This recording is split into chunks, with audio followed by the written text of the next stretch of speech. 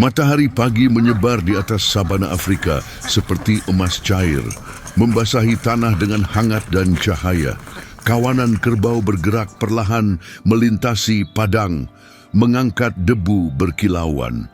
Hidup di sini telah berlangsung sejak lama, diatur oleh rasa lapar, naluri, dan perjuangan bertahan hidup. Di bawah pohon akasia, seekor singa betina merunduk. Bulunya yang keemasan menyatu dengan rerumputan kering yang tinggi. Dia mengawasi kawanan itu tanpa berkedip, siap menerkam dengan cepat demi memberi makan dirinya dan anaknya yang baru lahir, tersembunyi di dekatnya. Tapi alam yang tak bisa diprediksi punya rencana lain. Dengan geraman rendah, dia menerjang ke depan. Rumput berhamburan, derap kaki menggema, dan kawanan itu terpencar, lalu berbalik. Banteng terbesar berputar, tanduknya berkilau diterpa matahari, yang lain mengikutinya, dan dalam sekejap, pemburu menjadi yang diburu. Singa betina itu menghindar dari serangan mematikan, lalu lari menerobos debu dan kekacauan. Jantungnya berdebar keras. Di belakangnya, kawanan yang mengamuk mengguntur seperti suara penghakiman. Dalam pelariannya yang putus asa, ia meninggalkan satu hal yang paling tak bisa ia relakan. Tersembunyi di rerumputan yang berbisik, seekor anak singa kecil mengangkat kepalanya dan menangis. Suaranya tak memiliki kekuatan, hanya kebingungan dan ketakutan. Matanya yang kebiruan berkedip tanpa daya menatap dunia yang luas dan kosong. Tak jauh dari situ, Kofi, seorang penjaga hutan berpengalaman, berhenti melangkah. Suara yang ia dengar bukan auman atau desisan, tapi sesuatu yang lebih kecil, memohon untuk hidup. Ia berbalik ke arah suara lemah itu sampai melihat kilauan emas tak lebih besar dari telapak tangannya. Berlutut, ia berbisik pelan, "Tenang, kecil, aku di sini." Anak singa itu mencium jemarinya, lalu merangkak lemah ke dalam telapak tangannya. Kofi mendekapnya erat, merasakan detak jantung rapuh berdebar seperti burung yang terperangkap. Saat anak itu menyandarkan wajahnya ke dada Kofi, ada sesuatu di dalam dirinya yang berubah. Ini bukan lagi tugas, ini adalah kehidupan yang saling mengenali. Ia memandang cakrawala, tak ada induk, hanya angin dan debu. Membungkus anak itu dengan jaketnya, ia mulai berjalan jauh menuju pusat konservasi. Setiap langkah terasa lebih berat. Kini dialah satu-satunya harapan anak itu. Saat tiba, matahari mulai tenggelam dalam cahaya kuning keemasan. Fasilitas kecil itu berdiri seperti oasis dengan tujuan di tengah alam liar. Tim dokter hewan memeriksa anak singa itu, dehidrasi tapi masih hidup. Mereka memberinya makan perlahan, setetes demi setetes hingga tertidur. Hari-hari berlalu dan tangisannya menjadi bagian dari ritme pusat itu, suara kehilangan sekaligus ketahanan. Lalu sesuatu yang tak terduga terjadi. Di antara kandang tinggal sekelompok gorila yang diselamatkan dan satu betina, pendiam, penuh pengamatan dan hening, mulai sering berada di dekat area pemulihan anak singa itu. Setiap kali anak itu menangis, dia membeku, matanya yang gelap menatap jauh.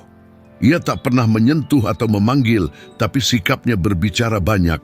Kesabaran, rasa ingin tahu, dan kerinduan diam yang hanya alam yang bisa menjelaskan.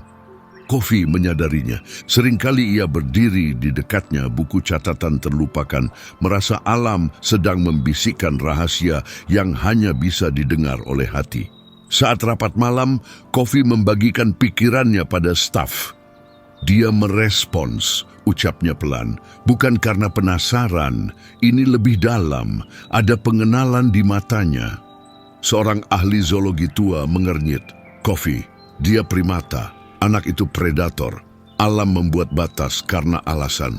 Kofi menatap senja. "Mungkin," gumamnya, "tapi mungkin batas itu ada agar sesuatu yang lebih besar, cinta, bisa melampauinya." Sejak hari itu, kerinduan hening sang gorila menjadi detak jantung pusat konservasi. Setiap matahari terbit, dia mengambil tempatnya di dekat pagar yang memisahkan dunianya dari anak singa. Diam, mengawasi, pandangannya mantap dan penuh sesuatu yang tak terucap tapi kuat. Itu bukan rasa ingin tahu. Itu adalah keterikatan, benang tak terlihat namun nyata, menghubungkan dua jiwa yang seharusnya tak pernah bertemu. Kofi dan timnya tak bisa lagi menyangkal apa yang mereka lihat. Kepalanya yang tertunduk, dengungan lembut di dadanya, dan sentuhan halus ke pembatas menunjukkan naluri keibuan yang menentang semua aturan yang mereka tahu. Berhari-hari mereka berdiskusi, terombang antara sains dan belas kasih. Akhirnya Kofi memecah keheningan. Dia tidak bertindak karena dorongan hati, ucapnya pelan. Dia sedang berduka tapi juga menawarkan. Mungkin alam sedang mengingatkan kita pada sesuatu yang kita lupakan, bahwa cinta tak pernah minta izin. Kebenaran rapuh itu menyelimuti mereka seperti fajar. Dan datanglah keputusan yang akan mengubah segalanya. Mereka akan mempertemukan gorila dengan anak singa yatim itu. Pagi hari pertemuan itu terasa tegang dan sakral. Bahkan udara pun seolah menahan napas. Kofi menggendong anak singa kecil itu di lengannya, dibungkus handuk lembut. Di sekeliling, staf bergerak hati-hati, penenang siap, bukan karena takut, tapi berjaga-jaga. Saat gorila itu melihatnya, tubuh besar itu menegak. Ia mengeluarkan dengungan rendah, suara yang lebih seperti detak jantung daripada suara. Kofi melangkah ke bagian pembatas kandang dan berlutut, meletakkan anak singa di atas rumput lembut. Anak itu mengeong pelan, menatap sosok besar di depannya. Gorila itu mendekat dengan anggun dan perlahan. Matanya memancarkan ketakutan dan kelembutan. Ia berhenti beberapa langkah jauhnya, menurunkan tubuhnya, seakan meminta izin dari manusia dan alam. Lalu, dengan kelembutan tak terhingga, ia mengulurkan satu tangan besarnya. Jari-jarinya yang kasar menyentuh bulu anak singa itu. Makhluk kecil itu membeku, lalu menyandarkan kepalanya ke telapak tangannya. Desahan terdengar dari tim, tak ada yang bernapas. Gorila itu menghembuskan dengungan dalam yang menenangkan, suara seorang ibu yang menenangkan anaknya. Ia menggendong anak itu ke dadanya dan anak singa itu mendengkur pelan di pelukannya. Pandangan Kofi mengabur oleh air mata. Apa yang ia saksikan bukanlah naluri. Itu adalah anugerah.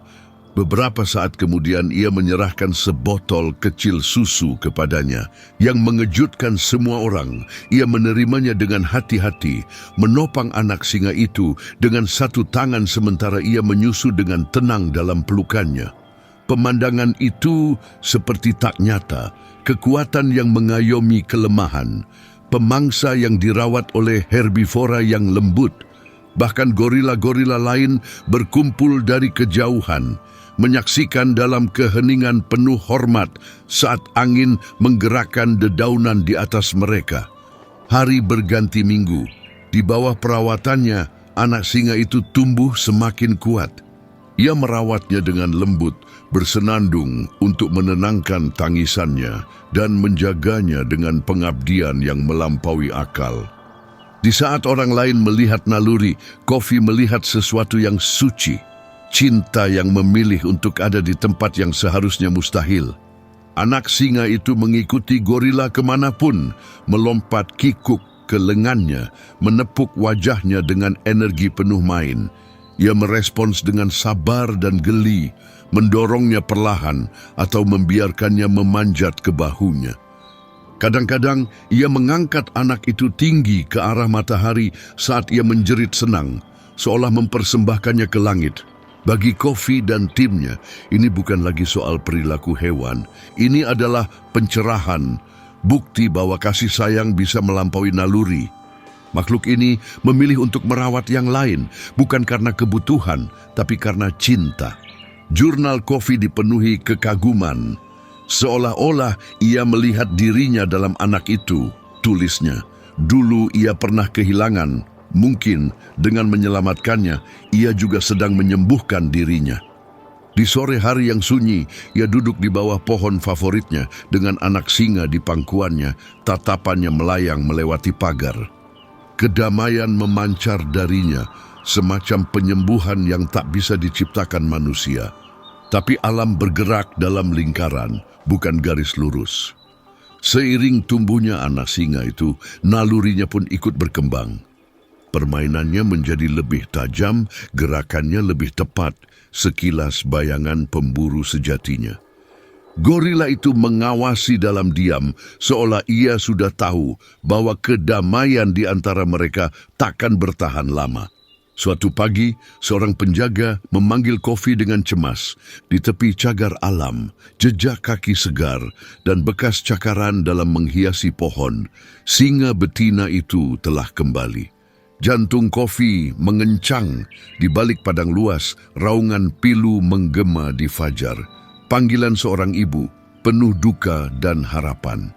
Di kandang, gorila itu memeluk anak singa erat, matanya menatap ke cakrawala. Ia tak memahami makna raungan itu, tapi ia merasakannya dalam tulang belulangnya. Sesuatu yang purba memberitahu bahwa perubahan akan datang. Setiap fajar, raungan sang induk menghancurkan keheningan, menggema seperti guntur di padang rumput. Ia berkeliaran di sepanjang batas kawasan, digerakkan bukan oleh lapar, tapi kehilangan. Seorang ibu yang mencari apa yang pernah diambil darinya. Dengan teropong, Kofi mengamati tubuhnya yang kurus dan penuh luka. Ia tak kenal lelah, digerakkan oleh duka lebih dari naluri. Sementara itu, anak singa pun berubah. Kini lebih kuat, lebih waspada, cakarnya kokoh, ototnya terlihat di balik bulu emas. Gigitannya yang dulu main-main kini membawa kekuatan. Gorila itu merasakannya dalam setiap gigitan kecil dan dengusan lembut. Kesabarannya kini dibalut keikhlasan. Ia tahu waktunya sebagai ibu telah mendekati akhir. Seringkali ia duduk di bawah pohonnya, anak singa di sisinya, memandang ke cakrawala, seolah mendengar raungan jauh sang singa betina dan memahami artinya. Kedamaian di antara mereka kini rapuh, bergetar seperti kaca. Kofi berdiri di luar kandang, tangan bersilang, hati berat. Tahun-tahun pengalaman memberitahunya bahwa belas kasih terkadang harus mengalah pada kebenaran. Namun saat melihat tangan besar sang gorila membelai punggung anak singa, kebenaran itu seolah kabur. Sore itu, ia mengumpulkan timnya. Kita semua tahu apa yang harus terjadi, katanya pelan. Induknya ada di luar sana. Sudah waktunya memberi mereka berdua apa yang alam kehendaki. Keheningan menyelimuti. Lalu Amira, dokter hewan muda itu berbisik, "Kau benar, Kofi. Tapi bagaimana dengan dia? Bagaimana kita menjelaskan ini pada hatinya?" Kofi menatap kandang tempat sang gorila mengayun anak singa yang tertidur. Rahangnya mengencang. "Kita tak bisa," ucapnya lirih, "tapi kita bisa menghormatinya." Malam itu, ia sulit terlelap. Di bawah langit luas bertabur bintang, ia berjalan menyusuri jalanan sunyi cagar alam.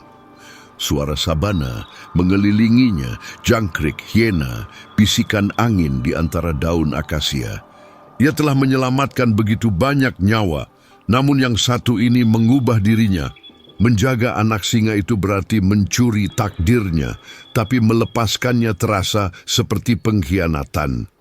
Di antara cinta dan tugas, hatinya hancur perlahan di bawah bintang Afrika. Pagi itu hening dan syarat makna, langit disapu cahaya kuning dan abu-abu. Staf berkumpul diam di dekat kandang gorila, bahkan hewan-hewan seolah tahu apa yang akan terjadi. Kofi mendekat anak singa itu berbaring di pelukannya, bulu emasnya berkilau di bawah cahaya lembut. Di dalam gorila itu terbangun. Saat melihatnya, ia berdiri perlahan, mata gelapnya terkunci pada makhluk kecil yang telah ia cintai seperti anaknya sendiri. Ketentramannya telah hilang, digantikan oleh sesuatu yang lebih dalam, duka yang tersentuh pengertian. Kofi berlutut di dekat jeruji, anak singa itu menekan kakinya ke dada Kofi. "Sudah waktunya, nak," bisiknya. "Dia sedang menunggumu." Ia meletakkan anak singa itu di tanah. Anak itu berjalan pelan ke depan sampai gorila mengulurkan tangannya. Dalam waktu yang terasa lama, mereka hanya saling menatap, dua jiwa bertemu dalam keheningan. Lalu anak itu mendekat, menyandarkan kepalanya di sela jeruji. Gorila itu membungkuk, dahinya menyentuh kepalanya dalam isyarat yang lebih tua dari kata-kata. Ia menghirup dalam-dalam, menghafal aromanya. Air mata menetes di wajah Kofi. Tak ada tangisan, tak ada perlawanan, hanya keheningan yang penuh martabat dalam perpisahan. Saat akhirnya ia melepaskannya, gorila itu duduk kembali. Tangan besarnya terlipat di pangkuan, menatap saat Kofi mengangkat anak singa itu sekali lagi. Tatapannya mengikuti setiap langkah sampai mereka menghilang dari pandangan. Perjalanan menuju perbatasan terasa tak berujung. Di balik rerumputan tinggi, singa betina itu menunggu, mondar-mandir, gelisah, penuh harap. Saat melihat mereka, otot-ototnya menegang, matanya terpaku pada anak singa di pelukan Kofi. Luka-lukanya berkilau samar di bawah cahaya. Ia mengeluarkan geraman rendah, bukan ancaman, tapi keraguan. Kofi berlutut di dekat pagar, angin hangat menyapu wajahnya. "Pergilah," bisiknya, "dia ibumu." Ia meletakkan anak singa itu. Anak itu menoleh sekali pada Kofi, lalu pada dunia yang ditinggalkannya sebelum naluri memanggilnya pulang. Angin membawa aroma ibunya, begitu akrab dan tak tertahankan. Dengan lompatan yang goyah, ia menghilang di balik rerumputan. Singa betina itu membeku, lalu perlahan ia melangkah mendekat, napasnya bergetar. Ia mencium wajah anaknya, dan seketika pengenalan itu muncul. Matanya melunak, otot-ototnya rileks. Ia menyentuh anak itu dengan lembut, mengeluarkan dengungan dalam lagu kepulangan seorang ibu. Anak singa itu menciap, menyandarkan tubuhnya ke dada sang induk. Kofi berdiri tanpa bergerak, tenggorokannya tercekat. Ia pernah menyaksikan penyelamatan, kelahiran dan kematian, tapi belum pernah pengampunan seperti ini. Di kandang, gorila itu duduk di bawah pohonnya, menatap pertemuan kembali di kejauhan lewat bayangan panas. Lalu, dengan desahan yang seolah membawa beban seluruh dunia, ia memalingkan wajah. Langkahnya perlahan, tapi mantap saat berjalan kembali ke jantung dunianya yang sunyi.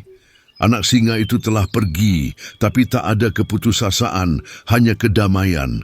Ia melipat tangannya dan memandang ke langit, akhirnya memahami bahwa cinta berarti merelakan. Saat sang induk mencapai anaknya, alam liar tak lagi terasa kejam. Ia menyentuhkan hidungnya ke wajah munggil anak itu, menghirup aromanya, matanya dipenuhi keajaiban dan kelegaan. Anak itu menekan tubuhnya ke dada sang ibu, mendengkur pelan, seolah ia tak pernah pergi. Sejenak dunia terasa diam, pemangsa dan mangsa, kehilangan dan harapan baru, naluri dan emosi menyatu dalam harmoni yang menakjubkan. Kofi melangkah mundur, tenggorokannya tercekat. "Kau sudah pulang," bisiknya, meski kata-kata itu ditujukan sama besar untuk dirinya sendiri. Ia menoleh ke arah kandang, di mana di balik bayangan panas, ia melihat gorila betina itu diam di bawah pohon akasia. Ia tak menangis atau meraih, hanya menatap dalam diam, sosok besarnya di bingkai cahaya oranye mentari yang tenggelam. Saat singa betina dan anaknya akhirnya menghilang di balik cakrawala emas, gorila itu berbalik. Langkahnya perlahan namun penuh martabat. Saat ia kembali bergabung dengan kelompoknya, yang lain memberi jalan. Ia mencapai pohonnya, tempat yang sama di mana ia dulu memeluk anak singa, dan duduk. Matanya tenang, napasnya stabil. Angin membawa raungan jauh sang induk, tak lagi jeritan kehilangan, tapi panggilan untuk pulang. Gorila itu mendengarkan, lalu menutup matanya, seolah mengukir suara itu ke dalam ingatan. Kofi mendekati pagar dan berbicara pelan. "Kau telah melakukan sesuatu yang luar biasa," gumamnya. "Kau menunjukkan pada kami apa itu cinta sejati."